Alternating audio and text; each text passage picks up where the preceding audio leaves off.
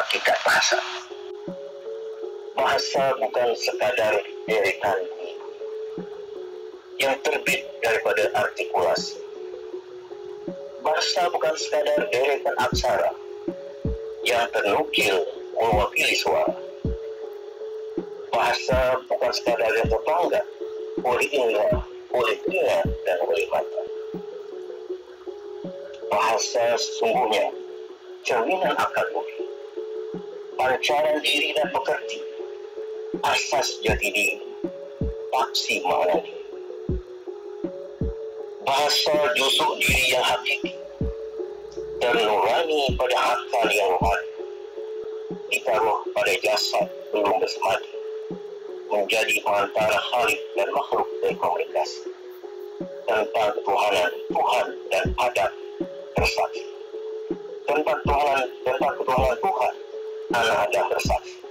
Alastu birabbikum qalu bala syahidna.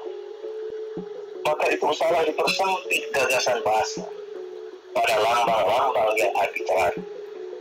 Salah diperkecil daerah selidiknya pada yang tampak di zahir diri. Salah dipinggirkan judulnya sepi jika membangun ekonomi, jika menunjukkan martabat diri, jika membina acuan madani dan hagari. Usah dibiarkan masa kita hanyut mencari nasibnya sendiri. Dirumpuh tsunami globalisasi, tersirna dalam kealpaan sendiri, terkesima dalam mencari tamadun misali, hingga lupa akan sejarah gemilangnya sejak zaman bahari, lupa akan tamadun yang telah bersedia dalam wacana bahasa Melayu yang alami, dengan barisan pujangga bestari, Hamzah Mansuri, Nurudin Araniri, Abdul Rafa Al-Singkili, Syamsuddin Al-Sumatari, Syekh Abdul Samad Al-Banjari, Syekh Fatani, Raja Ali Haji, dan warisnya hingga kini. Marilah terlestarikan seni tamadun dan akal budi bangsa, anugerah Allah Rabbul Alamin, dalam membina jati diri, dalam membina kekuatan pribadi, dalam membina harga diri. Itulah sajak Profesor Awang Sarian, tentang hakikat bahasa adalah jati diri, dan harga diri, yang sepertinya tidak sinkron dengan sajak yang dia buat itu, dengan apa yang telah terjadi pada dunia, atau setiap negara yang memiliki bahasanya masing-masing, juga menamakan bahasanya masing-masing, dengan berbeda-beda, dan sudah menjadikan bahasa itu, atau nama bahasa itu, sebagai sebuah jati diri, dan harga diri, jati diri bangsanya, seperti negara Indonesia, yang mempunyai bahasa, atau nama bahasa, yaitu, bahasa Indonesia, sebagai jati diri, harga diri bangsa, jati diri bangsa Indonesia. Sepertinya Profesor Awang Sarian pemikirannya tidak sinkron dengan apa yang telah diucapkan, bahwa bahasa adalah jiwa bangsa. Karena Profesor Awang Sarian dengan seenaknya ingin merubah nama bahasa Indonesia, yang sudah menjadi jiwa bangsa rakyat Indonesia.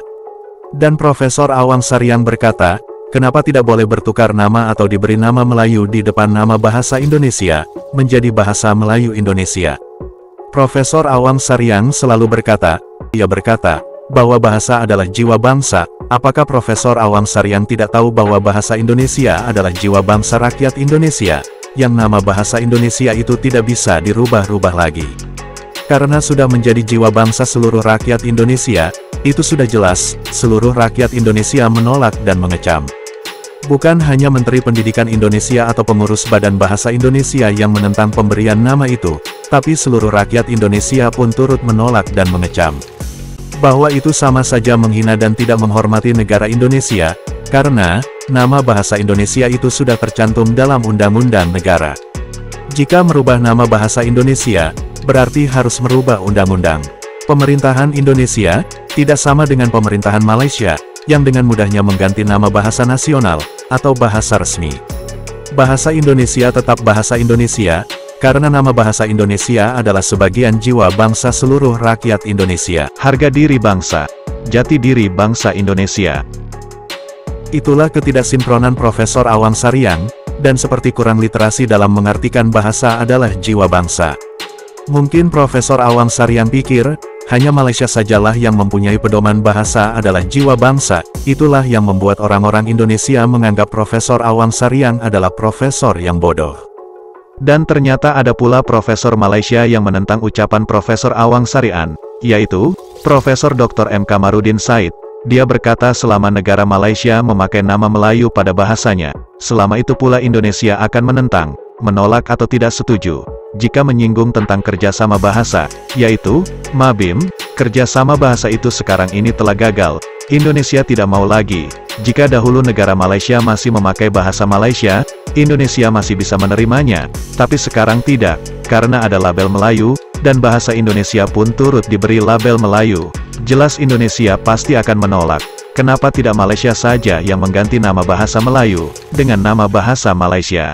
Profesor Dr. Kamarudin M. Said, bahasa Melayu dan bahasa Malaysia membawa pengertian berbeza buat rakyat negara itu. Saya seorang pragmatik. Kalau saya yakin benda itu boleh berjaya, saya akan kata boleh berjaya. Kalau saya rasa perkara itu tak mungkin berjaya, saya pun kata tak mungkin berjaya. Dalam kes ini, pada saya, hasil daripada kerjasama Majlis Profesor Negara dengan Asosiasi Profesor Indonesia dan juga Dewan Guru Besar seluruh Indonesia ini, saya cenderung mengatakan selagi Malaysia berkeras menggunakan perkataan bahasa Melayu sebagai bahasa rasmi Malaysia, bukannya bahasa Malaysia sebagai bahasa rasmi Malaysia, selagi itu Indonesia akan menolak. Walaupun Prof. Dr. Awang Sarian kata ada majlis antarabangsa bahasa Melayu, semua itu Mabim. Kenapa tidak Mabim? Mabim tidak berjaya apabila perkataan bahasa Melayu mula digunakan. Pada masa bahasa Malaysia digunakan, Mabim itu mantap. Bila masuk bahasa Melayu, dia sudah menjadi longgar. Jadi teori saya lah, dari tubuhlah satu majlis baru, majlis antarabangsa bahasa Melayu. Tapi pada saya, seorang yang pragmatik, kalau penutur bahasa itu berjumlah 200 juta dan penutur bahasa Melayu kita berjumlah 20 juta, mungkin kurang lagi, tentulah 200 juta itu yang menentukan, sebab penuturnya ramai dan dia juga berkembang dalam bidang akademik, dalam bidang budaya dan sebagainya. Bahasa Melayu itu pun datang daripada bahasa dia, bahasa Riau. Ya, jadi sekarang saya punya pandangan, para pejuang bahasa yang hebat-hebat ini biarlah berfikiran pragmatik sikit. Jangan terlalu taksub dengan kemelayuan itu. Kita hendakkan bahasa ini, bahasa Malaysia, Indonesia dan Brunei ini menjadi media, menjadi lingua franca yang penting, bukan saja di ASEAN tetapi di dunia. Apa ada pada nama, ya tukar saja nama itu, tetapan bahasa Melayu kepada bahasa Malaysia. Sedangkan itu sudah, keputusan itu sudah pun dibuat oleh kabinet tetapi tidak dipatuhi oleh pihak-pihak tertentu. Saya tak faham kenapa terlalu taksub dengan nama bahasa Melayu. Begitulah sikap Profesor Kamarudin M. Said terkait pola pikir dari Profesor Awang Sarian yang selalu mengagung-agungkan atau terlalu terobsesi dengan kemelayuan. Janganlah terlalu taksub atau terlalu terobsesi dan mengagung-agungkan nama Melayu pada nama bahasa.